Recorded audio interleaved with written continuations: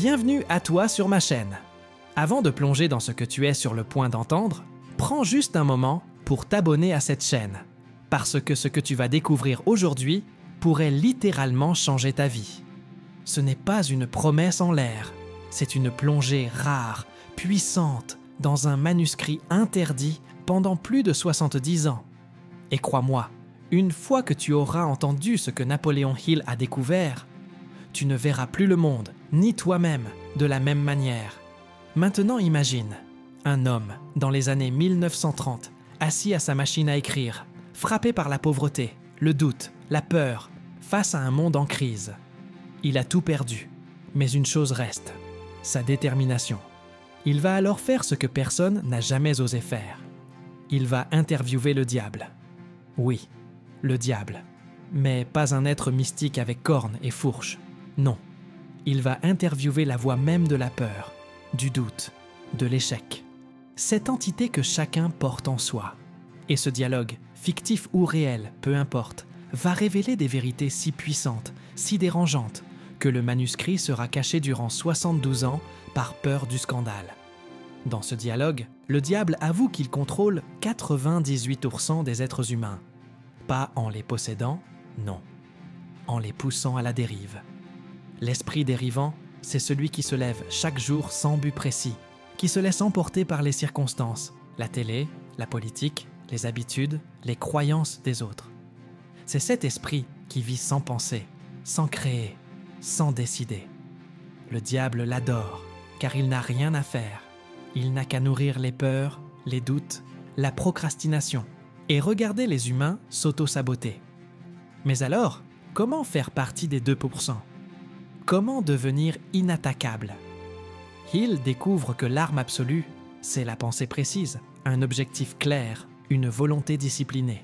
Celui qui sait ce qu'il veut, qui agit avec foi, persistance et clarté, devient littéralement invisible pour le diable. Il ne peut plus le manipuler, il devient libre. Et ce n'est pas tout. Le diable révèle ses outils favoris, la peur de la pauvreté, la peur de la critique, la peur de la maladie, la peur de la vieillesse, la peur de perdre ce qu'on aime, et surtout, la peur de la mort. Il les sème dès l'enfance, à l'école, dans les religions, à la maison. Il dit « Plus je peux faire peur, plus je contrôle ». Mais là où ça devient brillant, c'est quand Hill comprend que la liberté ne commence pas à l'extérieur. Elle commence dans l'esprit. Il n'y a pas de prison plus solide que celle que l'on construit soi-même, avec ses croyances limitantes. Et il n'y a pas de libération plus puissante que celle qui vient quand on arrête de croire les mensonges que l'on s'est racontés toute sa vie. Tu vois, Hill a interviewé des milliers de personnes. Il a rencontré des génies, des entrepreneurs, des politiciens, mais aussi des ratés, des pauvres, des frustrés. Et il découvre que l'échec ne vient jamais d'un manque de talent. L'échec vient d'un manque de direction, de courage, de constance. Il vient de la peur d'agir. Le plus fou, le diable dit que même les écoles sont ses alliés. Parce qu'on y enseigne des tonnes de faits inutiles, mais jamais à penser par soi-même, jamais à fixer un objectif, jamais à écouter sa propre voix intérieure. On formate les jeunes à devenir des rouages, pas des créateurs. Et ça, c'est du pain béni pour le diable. Alors Hill propose une révolution silencieuse. Pas dans la rue, dans nos esprits.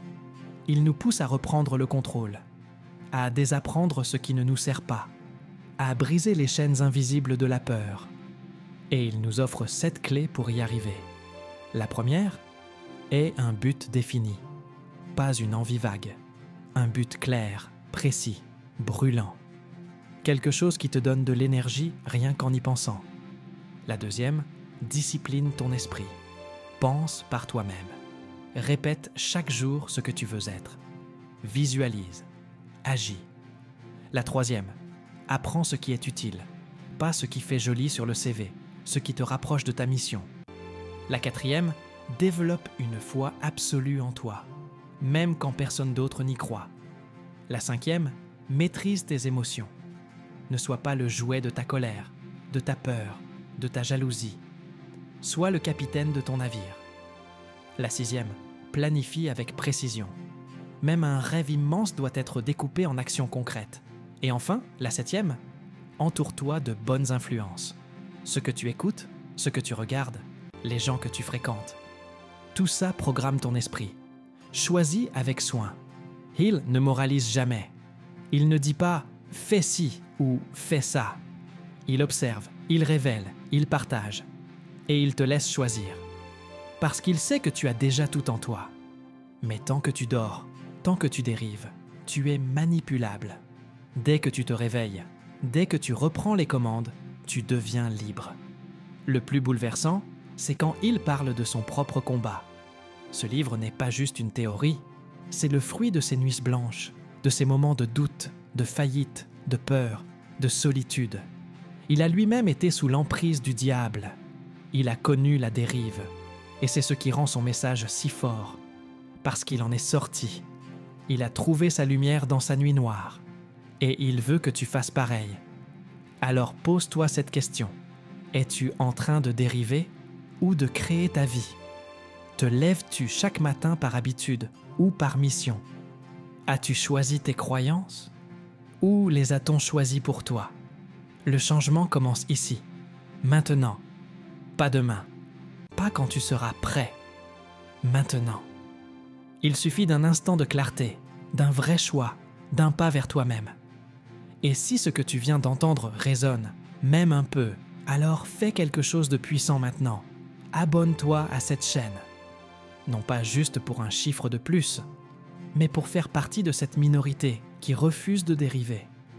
Pour recevoir des messages, des idées, des outils qui nourrissent ton autre soi, ce toi plus grand, plus audacieux, plus libre. Merci d'avoir regardé jusqu'au bout cette vidéo. À bientôt!